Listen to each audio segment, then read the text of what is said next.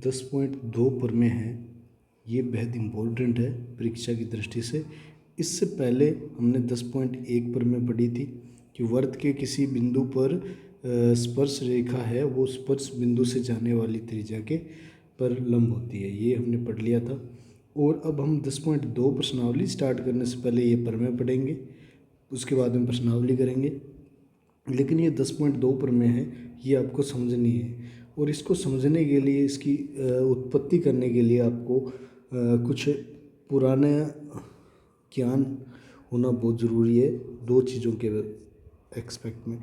जैसे मैं बात करता हूँ सर्वांग समता की, सर्वांग समता, और एक मैं बात करूँगा समरूपता।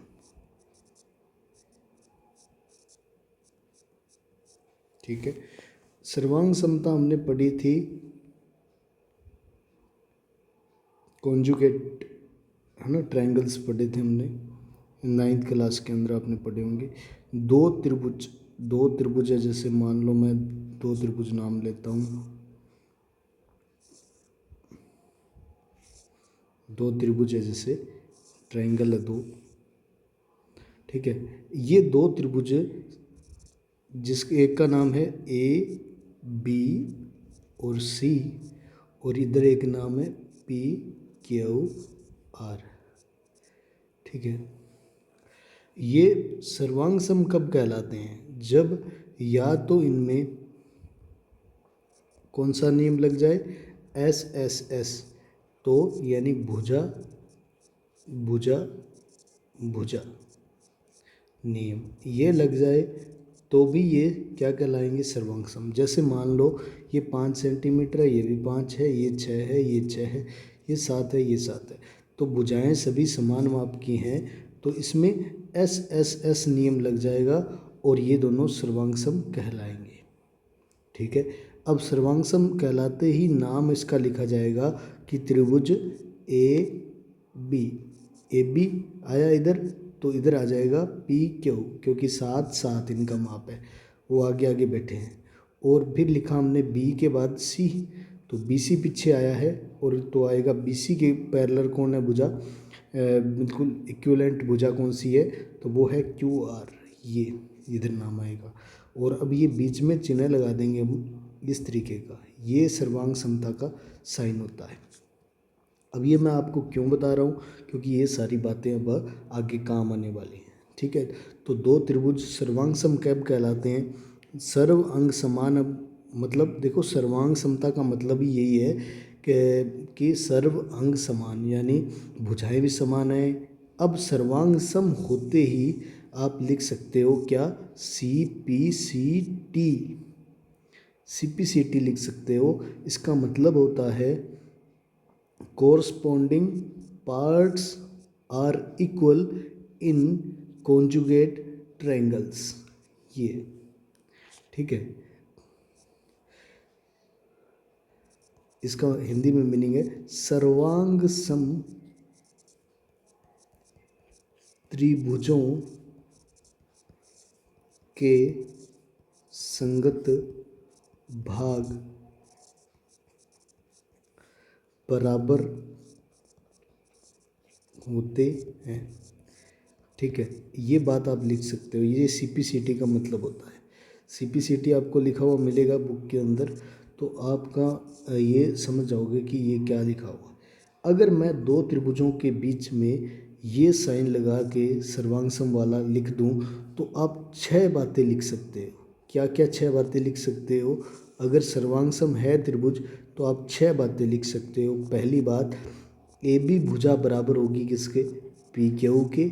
और दूसरी बात, BC भुजा किसके बराबर हो गई, QR के। और तीसरी बात, AC भुजा किसके बराबर हो गई, PR के। और चौथी बात, कोण A बराबर है किसके, कोण P के। और पांचवी बात, कोण Q बराबर है किसके, कोण R के। और छठी बात, कोण B किसके बराबर होगा, कोण Q के। ये इस तरीके से। और कोण सी किसके बराबर है, कोण आर के। ठीक है, आप ये बातें इनके नामों से ही पता कर सकते हैं। जैसे ए बी भुजा किसके बराबर है, पी क्यू के, और बी सी भुजा किसके बराबर होगी, क्यू आर के। नाम भी इनके उसी तरीके से लिखे जाते हैं कि समझ में आ जाए नाम से ही कि कौन कौन से बराबर है। तो ए सी भुजा किसके बराबर है, पी आर के। अब कोण ए किसके बराबर होगा, कोण पी के। कोण बी किसके बराबर होगा, कोण क्यू के। कोण सी किसके बराबर होगा, कोण आर के। तो जब भी आप सी पी सी टी लिख दिया तो ये 6 बातें दिमाग में अपने आप आ जानी चाहिए। ठीक है, अब मैंने बात की इसके पहले नियम की, सर्वांग समता के पहले नियम की बात कर ली। अब मैं दूसरा नियम की हम चर्चा कर रहे हैं, सर्वांग समता का दूसरा नियम। दूसरा नियम, सर्वांग समता का दूसरा नियम। ठीक है,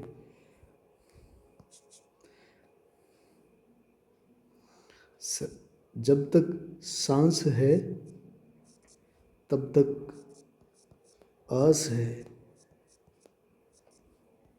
ठीक है,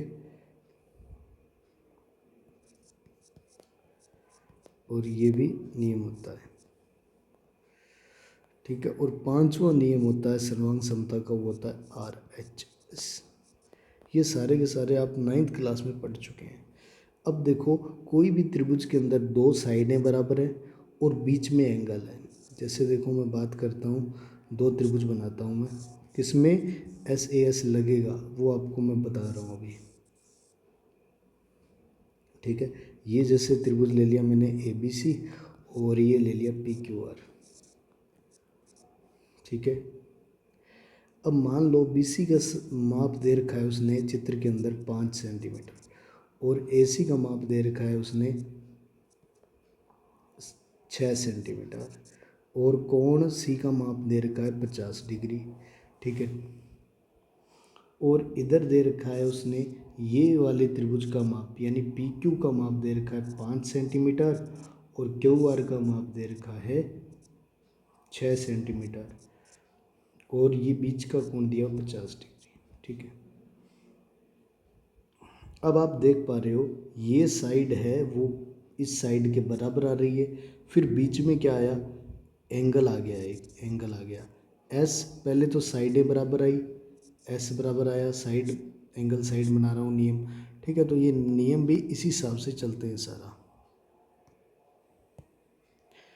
ये हो गया साइड बराबर, एक साइड बराबर आ गई, एक साइड बराबर आ गई, साइड बराबर आ गई और ये भी साइड इस साइड के बराबर आ गई, एक साइड हो गई। अब बीच में एंगल आ रहा है, ये 50 डिग्री, ये भी 50 डिग्री, एंगल भी बराबर आ रहे हैं इन दोनों के, इन दोनों त्रिभुजों के। और ये एक और साइड है इधर वाली, ये भी बराबर आ रही है। तो अब अपने कहेंगे कि इसमें कौन से नियम लगेगा, SAS नियम से ये दोनों सर्वांग सम हैं। लेकिन नाम ध्यान से लिखना पड़ेगा आपको। मैं अगर इस त्रिभुज का नाम लिख रहा हूँ ABC पहले वाले का, तो सर्वांग सम तो हमने कर दिए नियम से, लेकिन नाम ध्यान से लिखा जाएगा। अब देख पा रहे हो आप AB भुजा के संगत कौन सी भुजा है PQ में, ये वाली है PR। ठीक है, और अब आपको पता है BC के संगत कौन सी भुजा आ रही है 5 सेंटीमीटर वाली, तो PQ नाम आना चाहिए। तो BC के संगत PQ नाम आना चाहिए, इसका मतलब मैंने भी गलत नाम लिखा, R पहले आएगा और P बाद में आएगा, ये त्रिभुज बनेगा ये।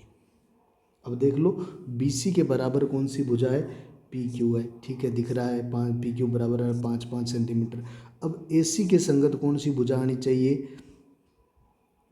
AC के संगत आनी चाहिए कौन सी भुजा, QR। तो ये AC है, AC के संगत QR नाम, बिल्कुल नाम से, इससे आप इस जानकारी से आप 6 की 6 बातें वापस लिख पाओगे और बिल्कुल आपका सवाल गलत कभी नहीं होगा। ठीक है, अब और क्या बात है, तो एंगल देखो ये C पर आ रहा है 50 डिग्री और यहाँ पे आ रहा है Q पे। तो आप देख लो C की सीध में Q आना चाहिए, ये आ रखा है अपने आप आ गया। देखो ये C और Q लास्ट में बैठे हैं, यानी इसी के अकॉर्डिंग Q बराबर है संगत। अब आप CPCT लिख सकते हो कि CPCT। अब इसके बाद में आप अगर आपने इनमें से कोई भी नियम लगा दिया, 5 नियम मैंने आपको बताया है, और आप ध्यान रखना कि ये नियम नहीं होता है, ये गधा होता है, ASS क्या होता है, गधा। ये नियम नहीं होता है, सर्वांग समता का नियम नहीं है, यह सर्वांग समता का नियम नहीं है।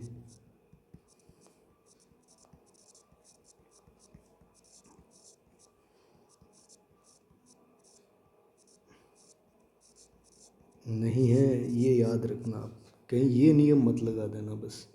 ठीक है, ये 5 ही नियम होते हैं सर्वांग समता के, और इस तरीके से ये काम करते हैं। अब जैसे किसी त्रिभुजों के अंदर ऐसे कंडीशन आ जाए, ठीक है, 2 त्रिभुज मैंने ले लिए, जैसे मान लो ये है, ठीक है, इसमें ये 50 डिग्री है, ये 60 डिग्री है, और ये 5 सेंटीमीटर आपको भुजा दी हुई है, ये वाली, ठीक है, AB और C। और इसमें PQR एक त्रिभुज और है, इसमें ये 50 डिग्री दिया हुआ है और ये 60 डिग्री दिया हुआ है, ये 50, ये 60, और ये दिए रखा है 5 सेंटीमीटर। तो अब आप देख पा रहे हो, पहले एंगल दोनों के बराबर हैं, फिर एंगल बराबर आया 60 डिग्री, फिर साइड बराबर आ गई। तो इसमें नियम लगेगा AAS नियम से, ये दोनों क्या हो गए, सर्वांग सम हो गए। तो त्रिभुज ABC सर्वांग सम है, लेकिन नाम ध्यान से लिखना पड़ेगा। B पर आ रहा है 50 डिग्री, तो B की सीध में क्या आएगा, 50 डिग्री, यानी बीच वाला हिस्सा में P आएगा। और C पे 60 डिग्री आ रहा है, तो C पे 60 डिग्री आ रहा है, इसमें Q आ रहा है C की जगह, और अब नाम ये लिखा जाएगा। अब आप अपने आप देख पा रहे हो, AC की सीध में क्या नाम आना चाहिए, AC भुजा है, इसकी सीध में नाम आना चाहिए QR। तो ये A और C किनारे पर हैं, तो Q और R भी किनारे पर ही हैं। ये हमारा नाम बिल्कुल सही लिखा है, इस नाम से ही सारी इन्फॉर्मेशन निकल जाती है अपने आप। यहाँ तक अगर काम कर लें तो उसके बाद में बिल्कुल ही सरल है, उसके बाद में CP/CT लगाते ही सारे संगत भाग बराबर हो जाएंगे। ये थी महत्वपूर्ण बात सर्वांग समता के बारे में। अब मैं बात करता हूँ समरूपता की। ठीक है, समरूपता होती है भी, रूप एक जैसा होता है, रूप एक जैसा होता है आकृतियों का, लेकिन आकार छोटा बड़ा हो सकता है, आकार छोटा बड़ा हो सकता है। ठीक है, लेकिन सर्व अंग समानता है ना, ये सर्वांग समता, यानी एक के ऊपर दूसरा रख दिया जाए तो बिल्कुल ढक लेगा, वो क्या होती है, सर्वांग समता। लेकिन समरूपता होती है कि एक छोटा है एक बड़ा है, यानी रूप आकार बड़े बड़े आकार बड़े छोटे हो सकते हैं, ये चीज़ सिस्टम है समरूपता का। और समरूपता के 2 नियम हैं, आपको मैं बता देता हूँ। पहले जब बुक लगती थी ना, तब ये था नियम, AA नियम, और दूसरा है साइड एंगल साइड नियम, और तीसरा SSS नियम। क्या इनमें भी साइड 5 है तो ये 5 ही होगी क्या, नहीं नहीं, इनमें भुजाएं समानुपाती होती हैं और संगत कोण बराबर होते हैं। समानुपाती का मतलब ये 10 आ गई, और ये 5 है, अगर मैं ये 6 ले लेता हूँ, ये 12 ले लेता हूँ, ये 50 डिग्री। अभी आपको समझाता हूँ मैं समरूपता के बारे में। समरूपता के 3 नियम हैं, ये आपने देख लिए। अब मैं 2 त्रिभुज ले रहा हूँ, आप अपनी मर्जी से।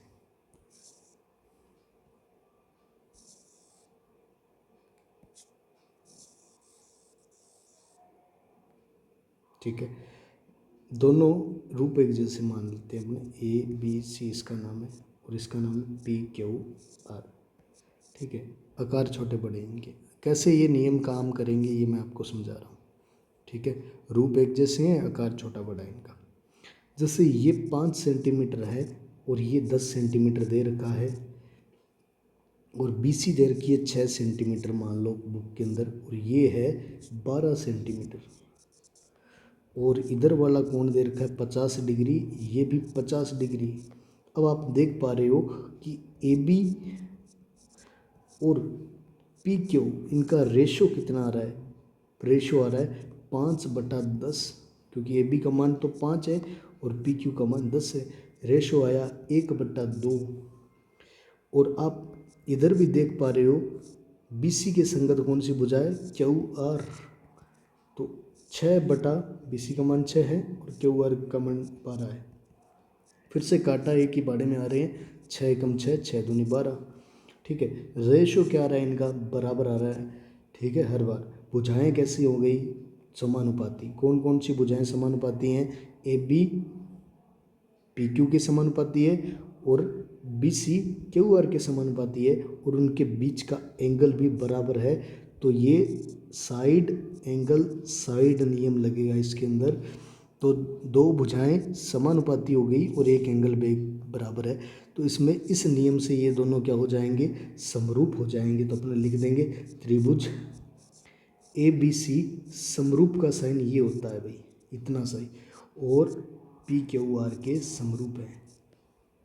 ठीक है, भुजाएं समानुपाती होती हैं और संगत कोण बराबर होते हैं, वो समरूपता की डेफिनेशन है ये। भुजाएं कैसी होती हैं, समानुपाती, यानी अनुपात निकालेंगे ना संगत भुजाओं का तो समान आएगा, समानुपाती होती हैं और संगत कोण इक्वल होते हैं। ये समरूपता के बारे में और सर्वांग समता के बारे में आपको मैंने कुछ समझाया। महत्वपूर्ण बातें हैं जो आपको ध्यान रखनी है। ठीक है, ये नियम होते हैं इनके, CPCT का मतलब समझाया मैंने आपको। अब चलते हैं प्रमेय की ओर, अब आप कर पाओगे ये प्रमेय। ठीक है, बाह्य बिंदु से वृत्त पर खींची गई स्पर्श रेखाओं की लंबाई बराबर होती है, ये सिद्ध करना है अपने को, प्रूफ करके देना है इसको। ठीक है, कोई बाह्य बिंदु है, ये रहा, मान लो ये रहा। ठीक है, एक स्पर्श रेखा ये रही और एक स्पर्श रेखा ये रही। ठीक है, ये बाह्य बिंदु से खींची गई स्पर्श रेखा, बाह्य बिंदु मान लेता हूँ मैं P है और इसका ओरिजिन है O। ठीक है, और ये मान लेते हैं Q और ये मान लेते हैं R। ठीक है, अब हमें क्या सिद्ध करना है, सबसे पहले दिया है हमें क्या दिया हुआ है, बाह्य बिंदु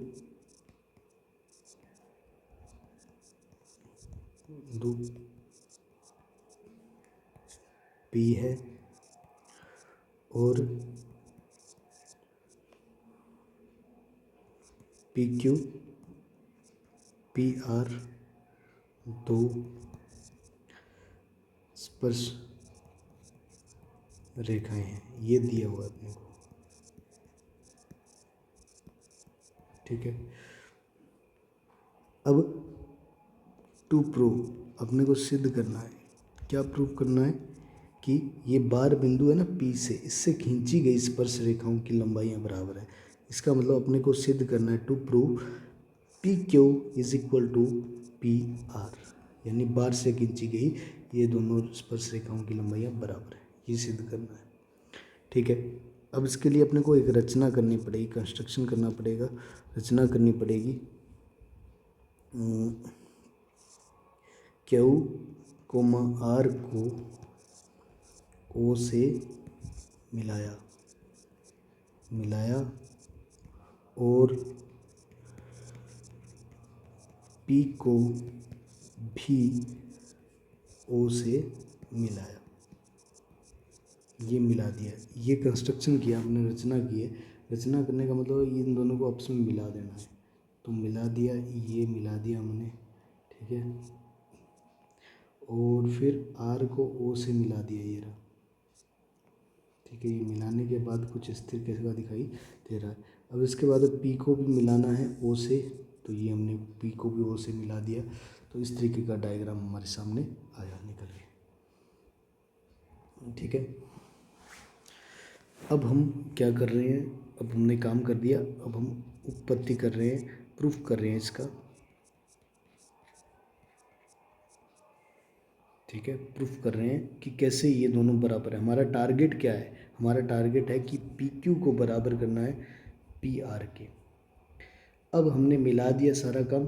अब आपको ध्यान से देखोगे ना आप, तो दो त्रिभुज नज़र आ रहे हैं आपको, एक ऊपर वाला ट्रायंगल और एक नीचे वाला ट्रायंगल। अगर मैं इनको सर्वांग सम कर दूं, क्या कर दूं इसको? सम सर्वांग सम कर दूं इनको मैं, तो ये दोनों संगत भाग क्या हो जाएंगे? सीपीसीटी बन जाएगा, यानी सर्वांग सम त्रिभुजों के संगत भाग बराबर होते हैं। तो अपने लिख देंगे पी क्यू बराबर है पी आर के। सुनना ध्यान से। अब सर्वांग सम करेंगे कैसे, कौन सा रूल लगाएं? तो आप ये देख पा रहे हो, ये दोनों बराबर है, देख पा रहे हो ना, ये दोनों बराबर है। क्यों बराबर है? दिमाग लगाओ। तो ये त्रिज्याएं हैं इसीलिए बराबर है। और ये वाली जो भुजा है वो दोनों त्रिभुजों में कॉमन है, उभयनिष्ठ है, इसलिए इस त्रिभुज के लिए भी यही है और माप, और ये भी इस त्रिभुज के लिए भी यही माप रहेगा इस भुजा का। तो दोनों भुजाएं बराबर हो गई। अब आप लोग जानते हो कि त्रिज्या और ये स्पर्श रेखा 10.1 पर मैंने हमें क्या बताया था? त्रिज्या और स्पर्श रेखा के मध्य बनने वाला कोण कितना होता है? परस्पर लंबवत होती हैं, लंब होती हैं, तो 90 डिग्री। ये भी 90 डिग्री। ठीक है, तो ये हम कह रहे हैं कि इसमें क्या है, एक तो राइट एंगल आ रहा है इसमें भी, और इसमें भी राइट एंगल आ रहा है, और राइट एंगल के सामने वाला क्या कहलाता है? हाइपोटेन्यूस कहलाता है। तो इस राइट एंगल के सामने भी हाइपोटेन्यूस यही है, और ये राइट एंगल के सामने भी हाइपोटेन्यूस यही है, यानी दोनों में हाइपोटेन्यूस बराबर है। तो आर एच और एक साइड बराबर है, ये देखो साइड, ये साइड और ये साइड दोनों बराबर है इन दोनों त्रिभुजों के अंदर।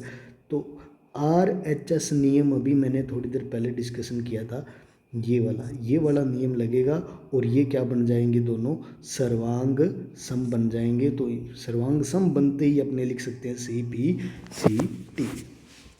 समझ पा रहे हो मेरी बात को? पूरा गौर से समझना, आगे भी एक कंसेप्ट काम में आएंगे, पूरे अच्छे से समझना है आपको। ठीक है, हाइपोटेन्यूस जानते हो ना, समकोण त्रिभुज होता है ना, उसी के अंदर होते हैं ये समकोण। मैंने पहले भी बताया था थोड़े पिछले क्लास के अंदर भी, कि ये जो समकोण त्रिभुज होता है, इसके सामने 90 डिग्री के सामने वाले को कर्ण बोला जाता है, हाइपोटेन्यूस बोला जाता है। और ये नीचे वाला बेस हो गया, आधार हो गया, और ये हो गया लंब। ठीक है, ये बातें आपको पता भी होनी चाहिए। अब हम सिद्ध करने की ओर है। तो मैं क्या करता हूँ, मेरा टारगेट है पी क्यू को बराबर करना है पी आर के, ये टारगेट है मेरा। इस टारगेट के हिसाब से मैं अपना काम करूँगा। ठीक है, ध्यान रखना। तो मैं ले रहा हूँ त्रिभुज, कौन कौन से ले रहा हूँ मैं?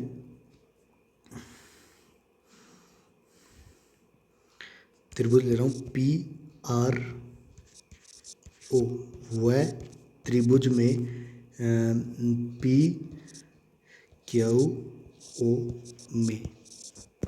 अब इन दोनों त्रिभुजों में देखना है आपको, किस त्रिभुज में? एक तो पी आर ओ में देखना है और एक पी क्यू ओ में देखना है। ठीक है, अब आप लिख दोगे कि दोनों त्रिभुजों के अंदर जो कोण है, कौन सा कोण?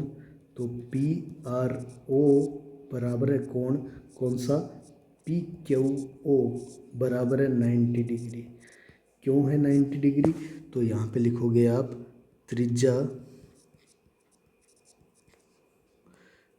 व स्पर्श रेखा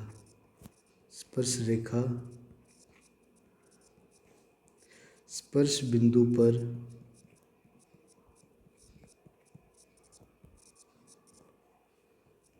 लंबवत होती हैं या लंब होती हैं। बस ये बात अपने 10.1 पर मैंने सीखी थी, वो वापस लाइन लिख दोगे।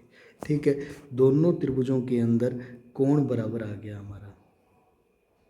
ठीक है, यानी राइट एंगल है इनमें, आर यानी राइट एंगल यानी समकोण है। ठीक है, 90 डिग्री है।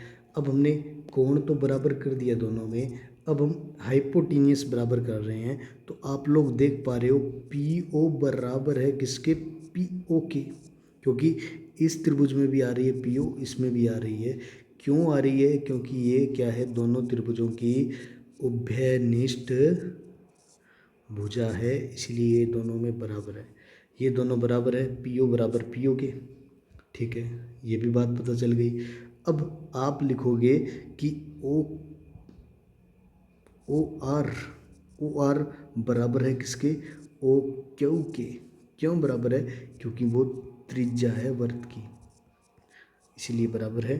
अब तीन चीज़ें बराबर कर दी, ये एक तो राइट एंगल है, हाइपोटेनियस दोनों में बराबर है, और एक साइड बराबर है, तो ये नियम बन गया कौन सा, आर एच एस नियम से। नियम से ये लिख सकते हैं अपने कि कौन सा त्रिभुज, त्रिभुज पी आर ओ सर्वांग सम है किसके, किसके, देखो पी आर के संगत भुजा कौन सी है, तो पी क्यू ओ के सर्वांग सम है। अब हम लिखेंगे by C P C T, ठीक है, by C P C T यानी सर्वांग सम त्रिभुजों के संगत भाग बराबर होते हैं, ये सी पी सी टी है। तो अब आप लिख पा रहे हो, अगर ये सर्वांग सम का साइन लगा दिया ना आपने, उसके बाद में 6 बातें आपके दिमाग में आ जानी चाहिए कि ये पी आर भुजा पी क्यू के बराबर है, और तो पी आर भुजा मैंने लिख दी पी क्यू के बराबर, तो यही तो सिद्ध करना था कि ये बराबर होनी चाहिए। तो ये आ गया उत्तर इसका, हैंस प्रूव्ड, हमने सिद्ध कर दिया इस प्रमेय को।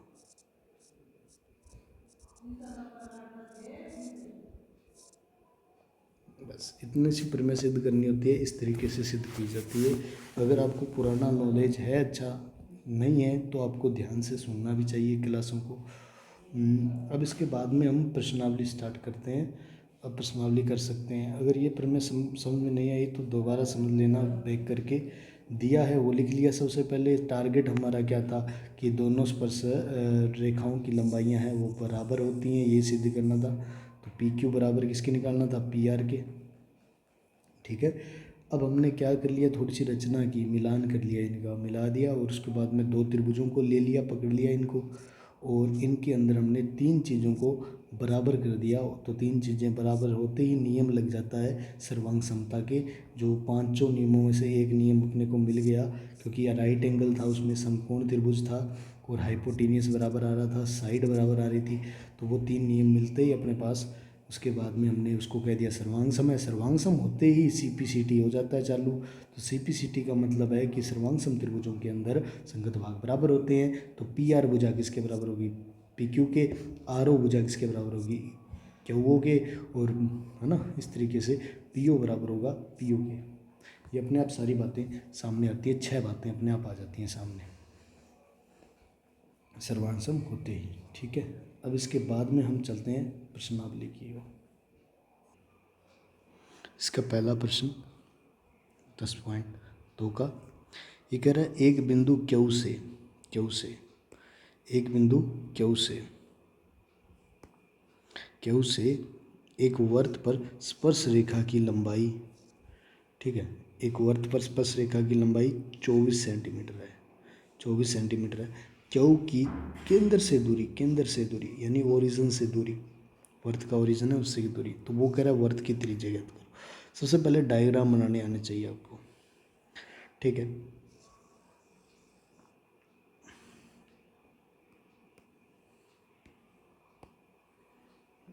ये एक बार की ओर क्यू बिंदु है, क्यू है, ठीक है। इससे क्यू से एक स्पर्श रेखा खींची गई है इस वर्त के ऊपर, ठीक है, इस तरीके से ये स्पर्श रेखा हो गई, और ये ओरिजिन है इसका, मान लो वो बिंदु है, और ये जो दूरी है ये भी दी हुई है आपको, ठीक है। तो अब ये स्पर्श रेखा है, ये स्पर्श कर रही है, मान लो अपने को कोई बिंदु नहीं दिया हुआ इसने, तो ये कह रहा है क्यू से वृत्त पर खींची गई स्पर्श रेखा की लंबाई 24 सेंटीमीटर है। ये 24 सेंटीमीटर है और इसको मान देते हैं पी नाम दे दिया मैंने। और वो कह रहा है क्यू की केंद्र से दूरी यानी केंद्र से मिलान कर दिया ओरिजिन से, तो ये 25 सेंटीमीटर है। वो कह रहा है पी ओ यानी त्रिज्या ज्ञात करो। ये पी ओ त्रिज्या ही तो है, ठीक है। ये रेडियस है, ये ज्ञात करनी है अपने को। ये सवाल है पूरा का पूरा, ठीक है। अब हम जानते हैं वी नाउ दैट विकेट यानी वी नाउ दैट हम जानते हैं कि त्रिज्या स्पर्श रेखा पर लंब होती है। स्पर्श रेखा त्रिज्या कोमा स्पर्श रेखा परस्पर लंब होती है, ये हम जानते हैं। तो अतः आप लिख दोगे अतः कोण है ना ओ पी क्यू यानी ये बीच वाला, ये कितना होगा 90 डिग्री, ठीक है। इसके बाद आप एक लाइन लिख सकते हो कि त्रिभुज, ठीक है, कौन सा ओ पी क्यू कौन सा त्रिभुज है, समकोण त्रिभुज है, ठीक है। ये इतनी बात समझ में आई। अब इसके बाद में आपको क्या करना है, इसके बाद में आपको करना है त्रिभुज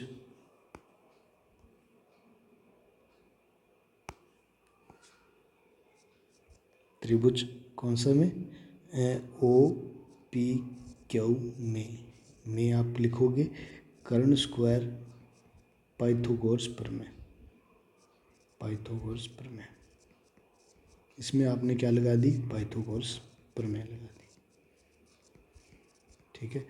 तो आप लिखोगे कर्ण स्क्वायर बराबर आधार स्क्वायर प्लस लंब स्क्वायर, ठीक है। अब बताओ कर्ण क्या है, तो ये 90 डिग्री का कोण है, 90 डिग्री के सामने वाली भुजा कर्ण कहलाती है, तो 25 है कर्ण, 25 का स्क्वायर। और आधार अपने को पता है आर है, आर का स्क्वायर प्लस लंब का स्क्वायर का मतलब 24 का स्क्वायर, ये लंब है, ये परपेंडिकुलर है, लंब है, ठीक है। अब 25 का स्क्वायर कितना होता है, तो 25 को 25 से गुणा करना 625 आ जाएगा, और बराबर में आर स्क्वायर प्लस 576 कैसे आया, 24 का वर्ग, ठीक है। ये प्लस का 576 इधर आएगा तो ये किसका हो जाएगा, माइनस का हो जाएगा, और इधर आर स्क्वायर अकेला है, ठीक है, अकेला है। और अब घटाव करेंगे तो उत्तर मिलेगा आपको 49, और आर का स्क्वायर हटाएंगे तो इस तरफ क्या लग जाएगा, रूट लग जाएगा 49 के ऊपर। और किसका वर्ग होता है 49, ये होता है 7 का वर्ग होता है, और वर्ग से ये कट जाता है स्क्वायर, और 7 उत्तर आ जाएगा इसका फाइनल आंसर, ठीक है। तो ये इसका फाइनल आंसर रहेगा 7।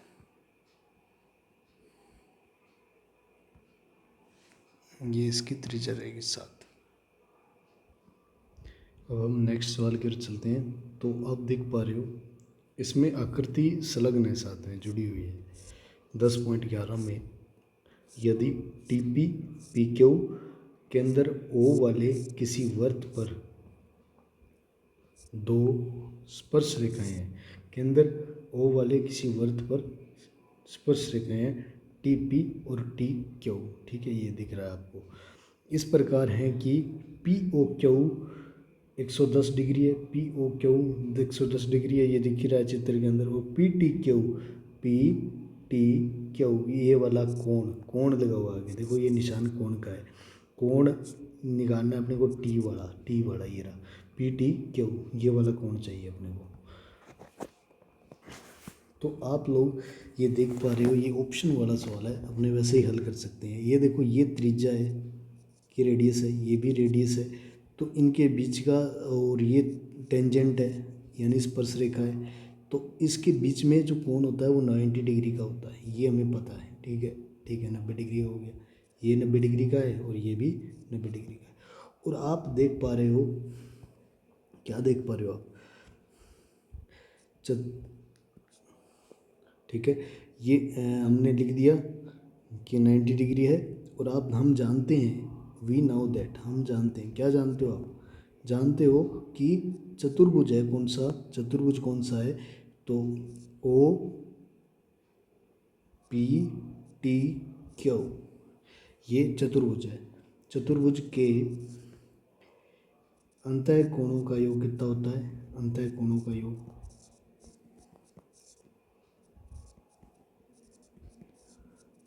360 डिग्री होता है। ये पता है आपको, आपको पढ़ा याद होगा। 18 54, ये आपको पता है। 3 भुजाएं हो तो अंदर वाले कोणों का योग 180, 4 भुजाएं हो तो अंदर वाले कोणों का योग 360, 5 भुजाएं हो तो अंदर वाले कोणों का योग, इसी तरीके से 6 भुजाओं के लिए भी आगे बना सकते हैं। तो अब ओ पी टी क्यू के अंतः कोणों का योग 380 डिग्री है, सभी कोणों का योग। तो 110 प्लस ये 90, ये 90, दो 90 90 की होगी, 110 90 90। और अब अपने पास एक कोण नहीं है, और ये हमें पता है कि अंदर वाले सारे कोणों का योग कितना है? 360 है। तो चौथा कोण का नाम लिख देता हूँ मैं सीधा, पी टी क्यू। इन सभी का जोड़ कितना आएगा? 360, क्योंकि ये चतुर्भुज है। चतुर्भुज के अंतः कोणों का योग 360 होता है। अब इनको जोड़ो आप, तो ये 110 और 90 200, 290 आया। 290 डिग्री प्लस कोण पी टी क्यू बराबर 360। अब देखो, 290 प्लस का है, इस तरफ जाएगा, राइट हैंड साइड में जाएगा तो किसका हो जाएगा? माइनस का हो जाएगा। पक्षांतरण कर देंगे इसका, साइड चेंज कर देंगे, तो ये माइनस का हो गया, इधर आ गया 290। अब 360 में से ऊपर देखो नीचे देखो वाला सिस्टम है। ऊपर दिख रहा है ये लिख दिया हमने। फिर ऊपर क्या दिखा आगे? बराबर दिखा, बराबर लिख दिया हमने। अब घटाव करो, उत्तर आएगा 70 डिग्री। ये आ गया 70 डिग्री पी टी क्यू। ये इसका फाइनल आंसर रहेगा, और ये हमने चूज़ करना था ऑप्शन में, तो ये बी आंसर इज करेक्ट होगा इसका। ठीक है,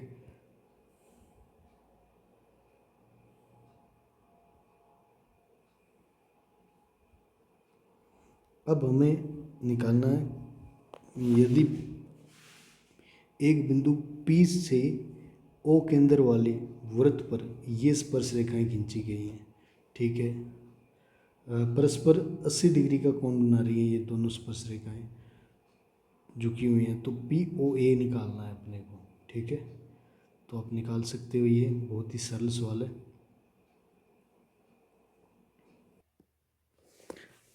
आप ये करते हैं अपने प्रश्न, यदि एक बिंदु P O केंद्र वाले किसी वृत्त पर ये दो स्पर्श रेखाएं परस्पर 80 डिग्री के कोण पर झुकी हुई हैं, ये इस तरीके से डायग्राम बनेगा इसका। ये बार कोई बिंदु P है, यहाँ से एक स्पर्श रेखा, दूसरी यहाँ से दूसरी स्पर्श रेखा, ठीक है। और ये वाला पॉइंट है, ये पॉइंट का नाम क्या है? तो ए है। बार बिंदु P से केंद्र O केंद्र वाले वृत्त पर PA PB स्पर्श रेखाएं परस्पर 80 डिग्री का कोण बना रही हैं। ये PB ये रहा, ठीक है। अब ये O केंद्र है इस वृत्त का, ये उसने बताया था हमें। अब वो पूछ क्या रहा है हमसे? हमसे पूछ रहा है PAO, है ना, POA, POA ये वाला कोण पूछ रहा है ये, ठीक है। ये वाला कोण पूछ रहा है, ये वाला, ठीक है। POA ये वाला, ये वाले कोण का वो मान पूछ रहा है अपने से, ठीक है। अब आप देख पा रहे हो कि ये 80 डिग्री है, और हम जानते हैं, क्या जानते हो आप? वी नो दैट ठीक है।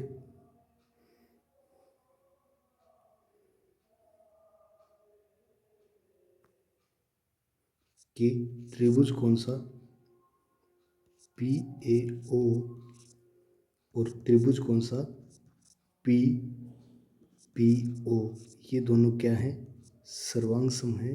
हम जानते हैं, ये हमने प्रमेय के अंदर सिद्ध किया था ये। और किस नियम से है ये 90 डिग्री का कोण है ना, राइट एंगल हो गया। और ये हाइपोटेन्यूस बराबर है और ये वाली साइड बराबर है। तो आरएचएस नियम से ये दोनों सर्वांग सम है। तो अपने बोल सकते हैं कि जो ये वाला कोण है, कौन सा कोण ए पी ओ, यानी ये वाला कोण, ये कितना होगा, ये आधा होगा किसका, ए पी बी, इस कोण का आधा हो जाएगा। ठीक है, तो इसका मतलब ए पी ओ कोण हो गया अपने पास 80/2 यानी 40 डिग्री। क्योंकि सर्वांग सम है तो इसके संगत भाग बराबर होंगे। तो ये भी 40 डिग्री बच गया और ये वाला भी 40 डिग्री हो गया कोण। और 80 टोटल दिया हुआ था हमारे सवाल के अंदर दिया हुआ था। अब हमें निकालना कौन सा है, तो ए पी ओ। अब आप देख पा रहे हो कि त्रिभुज कौन सा है, मैं देखना चाहता हूँ, वो है त्रिभुज पी ए ओ में। हम जानते हैं, आप जानते हो, क्या जानते हो, तो जानते हो आप कि त्रिभुज के अंतः कोणों का योग कितना होता है, 180 डिग्री होता है। ठीक है, तो अब आप बोल सकते हो कि ये वाला कोण और प्लस ये वाला, ये 90 है, ये 90 है, ये 40 है, 90 + 40 प्लस कोण कौन सा, पी ओ ए, बराबर तीनों मिलकर के 180 डिग्री होगा। अब ये जोड़ किया तो हमारे पास उत्तर आया 130 डिग्री प्लस कोण पी ओ ए 180, ये 130 इस तरफ जाएगा पक्षांतरण होकर के, तो पी ओ ए कोण आया अपने पास 180 माइनस 130 यानी 50 डिग्री। ये हमारा फाइनल आंसर रहेगा, 50 डिग्री, यानी ए आंसर इज करेक्ट। अब चौथा सवाल है इसका। चौथे सवाल में दिया हुआ है अपने को कि सिद्ध कीजिए कि किसी वृत्त के किसी व्यास के सिरे पर खींची गई स्पर्श रेखाएं समांतर होती हैं। अब याद रखना आप लोग, कुछ नोट में लिखवा रहा हूँ महत्वपूर्ण बात इस सवाल को करने से पहले।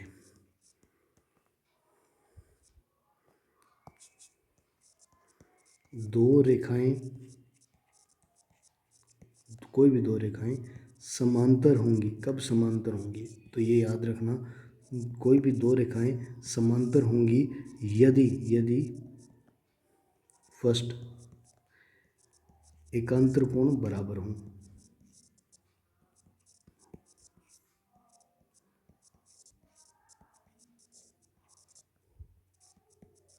सेकंड नंबर, सम्मुख कोण संगत कोण बराबर हों।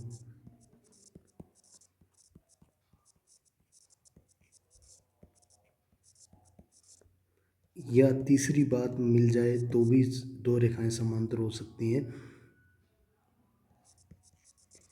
एक तरफ बने अंतः कोणों का योग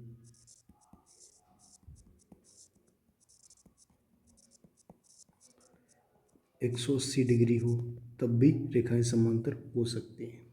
अब देखो, मैंने दो रेखाएं दे दी आपको, मैंने कहा ये समांतर हैं या नहीं आप चेक करके बताओ। तो आपको तीनों में से एक लाइन ढूंढनी है। मैंने कह दिया ये 50 डिग्री आपको कोण दिया हुआ है, ये 50 डिग्री है, और बताओ कि ये पी क्यू रेखा इस ए बी रेखा के समांतर है या नहीं है। तो आपने इस ए बी रेखा की समांतर ढूंढना है।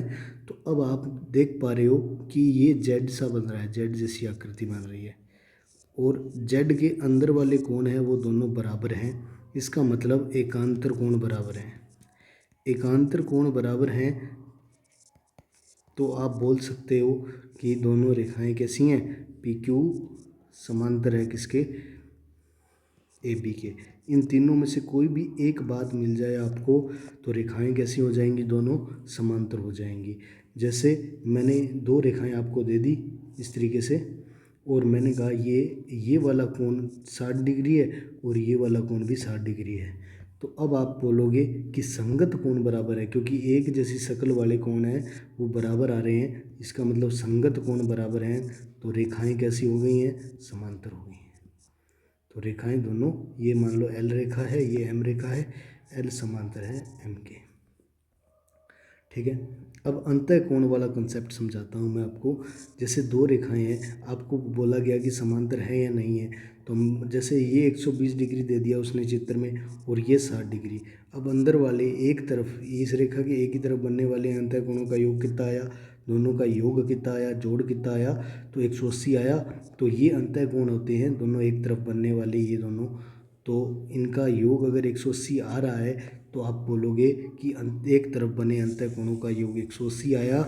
तो रेखाएं, ये दोनों रेखाएं कैसी हो गई हैं, समांतर हो गई है। एल और रेखा एम के समांतर है, यानी तीनों में से एक बात मिल जाए तो आप दो रेखाओं को समांतर बता सकते हैं।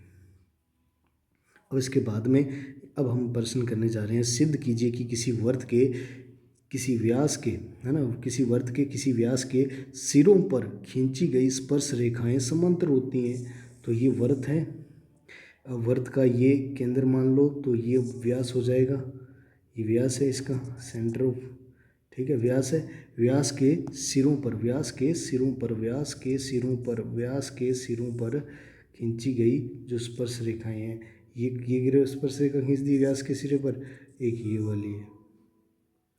व्यास के सिरों पर खींची गई स्पर्श रेखाएं समांतर होती हैं, ये सिद्ध करना है अपने को। तो अब आप जानते हो कि ये वाली जो है त्रिज्या है, यहाँ से लेकर के यहाँ तक की जो दूरी है, ये वाली केंद्र से ये त्रिज्या है।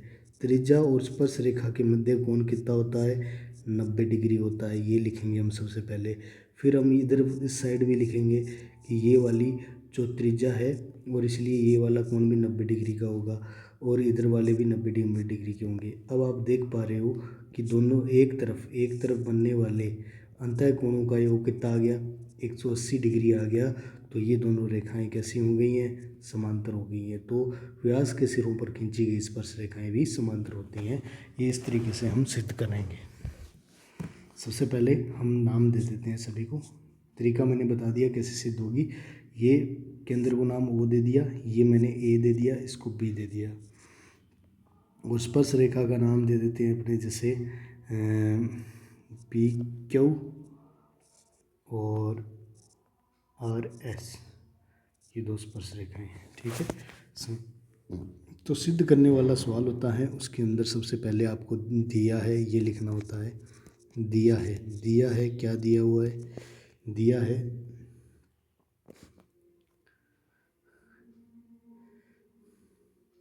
वृत्त है, वृत्त का व्यास ए बी है और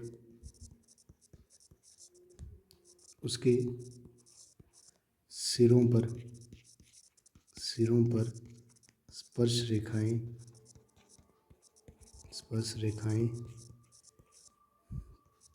पी क्यू व आर एस हैं, ये भी दिया हुआ था।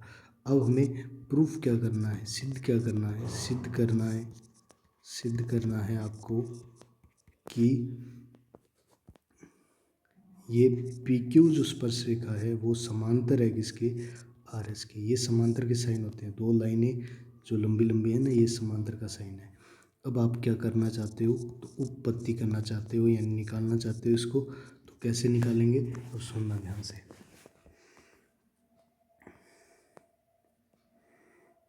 चूंकि पी क्यू स्पर्श रेखा है।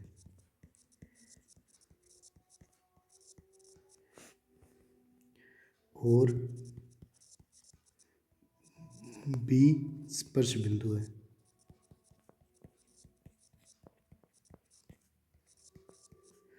तब आप लिखोगे ओ बी लंबवत है किसके, पी क्यू के। क्यों? क्योंकि आपने याद की है प्रमेय 10.1, उसमें लिखा हुआ है त्रिज्या और स्पर्श रेखा परस्पर लंबवत होते हैं। त्रिज्या लंबवत होती है स्पर्श रेखा के ऊपर, ये हमने पढ़ा था 10.1 में। ठीक है, तो ये आ गई अपने पास समीकरण नंबर 1 निकल गए। अब इसी प्रकार आप लिख दोगे, इसी प्रकार आर एस स्पर्श रेखा है और ए क्या है, स्पर्श बिंदु है। तब आप लिख पा रहे हो कि ओ ए लंबवत है किसके, आर एस के। ये समीकरण नंबर 2 है। ये भी किसी प्रमेय 10.1 से हमने बात को लिख दिया है वापस से। ठीक है, समीकरण 1 और बाय 1 और 2। ठीक है, हम लिख पा रहे हैं क्या, एक तरफ बने अंतःकोणों का योग।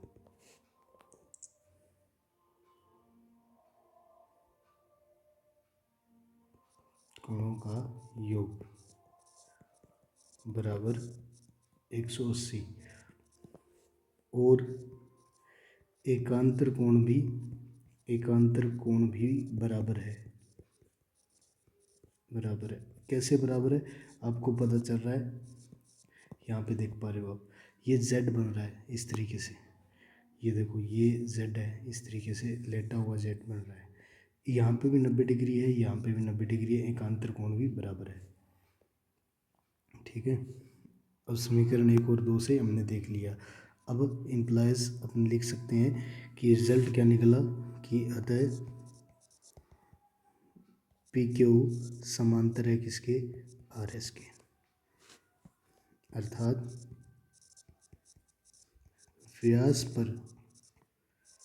व्यास के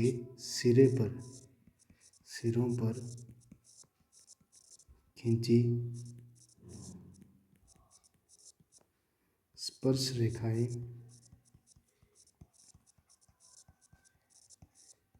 समांतर होती हैं। ये महत्वपूर्ण बात है इस प्रमेय की। सबसे पहले देखो, आपने क्या करना है, आपका सवाल ध्यान से पढ़ना है कि किसी वृत्त के व्यास के सिरों पर खींची गई स्पर्श रेखाएं समांतर होती हैं, ये सिद्ध करना है समांतर। कि देखो, सबसे पहले हमने मान लिया कि माना व्यास ए बी है और उसके सिरों पर स्पर्श रेखाएं पी क्यू और आर एस है। अब ये सिद्ध करना है कि पी क्यू और आर एस दोनों समांतर हैं। ठीक है, समांतर सिद्ध करना है तो उपपत्ति करेंगे। अब हम जानते हैं कि पी क्यू तो स्पर्श रेखा है और बी पर ये स्पर्श कर रही है, स्पर्श बिंदु है इसका। तो ओ बी क्या है, त्रिज्या बन गई। त्रिज्या और स्पर्श रेखा हमेशा लंबवत होती है, ये 10.1 प्रमेय से लंबवत हो गई, तो इसका मतलब ये कोण 90 डिग्री का हो गया। ठीक है, यहाँ पे आप लिख भी सकते हो कि कोण पी बी ओ बराबर है किसके, कोण एस ए ओ के, क्योंकि बराबर 90 डिग्री है दोनों, इसीलिए एकांतर कोण बराबर है, अर्थात दोनों रेखाएं क्या होंगी, समांतर हो गई। ठीक है, इस तरीके से ये इन दिनों में से एक बात भी आप क्लियर कर लोगे तो ये दो रेखाएं समांतर होने का कॉन्सेप्ट है। ये कंसेप्ट इम्पोर्टेंट है, ध्यान रखना, ये कंसेप्ट इम्पोर्टेंट है, इसी के द्वारा ये सवाल हुआ है। ये कंसेप्ट आपको ध्यान में होने चाहिए। अब आगे सिद्ध करना है कि स्पर्श बिंदु जानते हो ना आप, जहाँ पे स्पर्श रेखा यानी टेंजेंट और वृत्त आपस में कांटेक्ट में होते हैं, वो स्पर्श बिंदु होता है। स्पर्श बिंदु से स्पर्श रेखा पर खींचा गया लंब वृत्त के केंद्र से होकर गुजरता है। ये सिद्ध करना है अपने को। चलो इसको सिद्ध करते हैं, प्रूफ करते हैं इसका। ठीक है, सबसे पहले देखो गिवन क्या है, आपको दिया क्या हुआ है। दिया है, क्या दिया हुआ है, स्पर्श बिंदु की बात कर रहा है सबसे पहले। तो स्पर्श बिंदु बना लिया, जैसे यहाँ पे नीचे की ओर बना लेते हैं।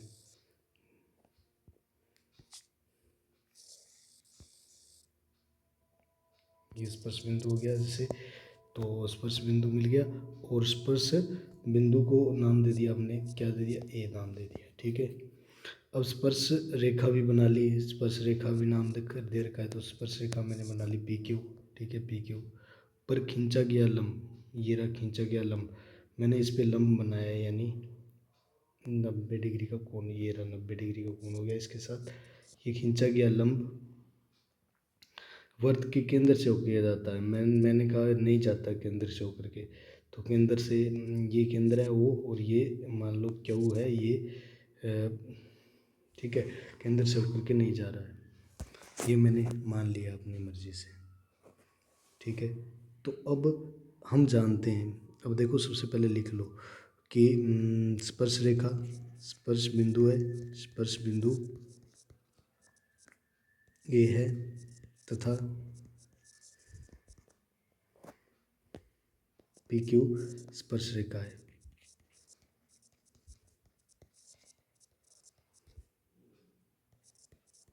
ठीक है, ये अपने को दिया हुआ है, और अब इसके बाद में सिद्ध करना है अपने को, टू प्रूव, क्या सिद्ध करना है कि जो लंब है ना, स्पर्श बिंदु से,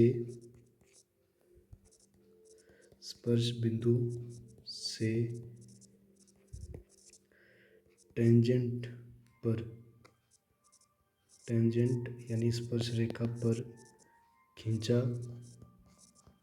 गया लंब वृत्त के केंद्र से होकर जाता है,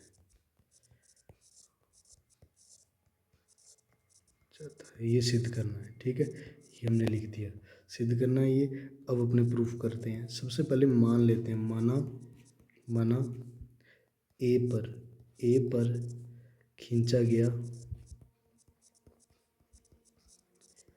लंब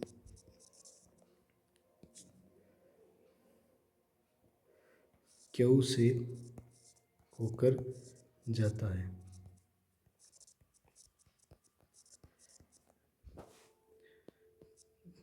केंद्र ओ से नहीं।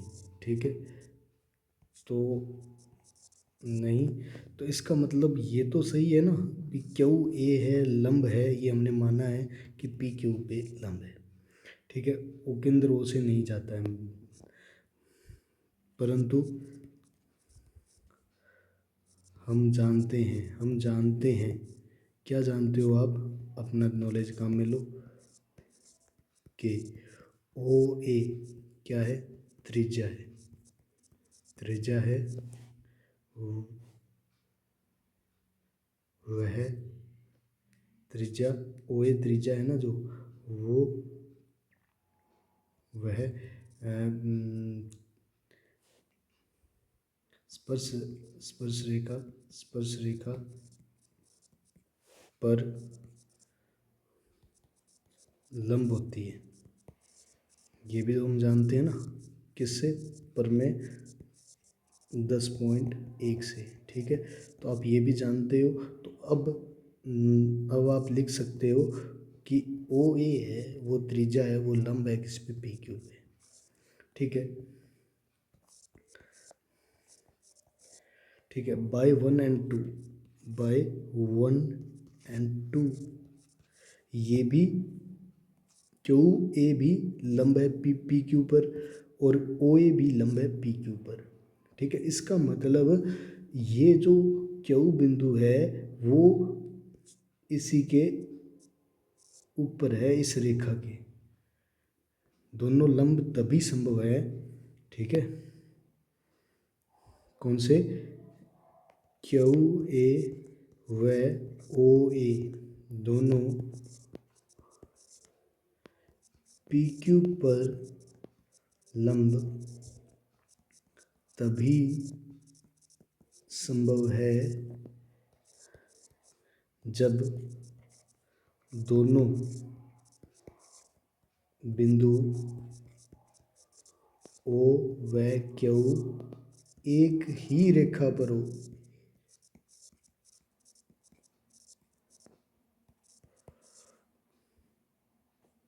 ठीक है, अतः लिख सकते हैं कि स्पर्श बिंदु से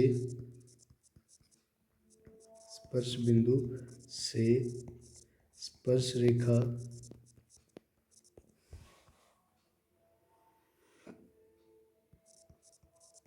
पर खींचा गया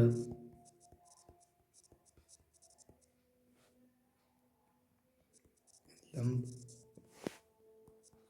केंद्र से गुजरता है। बस इस तरीके से ये सिद्ध हो जाएगा। ठीक है, हेंस प्रूव्ड कि दोनों एक ही बिंदु है। हमने अलग अलग माने थे भी, इधर भी लंब बना रहा है क्यू के साथ और ये क्यू उसी के ऊपर आ गया। ठीक है, प्रमेय दोनों यूज़ किया, ज्ञान का उपयोग किया, जिसे जानते थे उसे जानना था, उस हिसाब से हमने काम किया सारा। अब इसके बाद में बात करते हैं छठे सवाल की।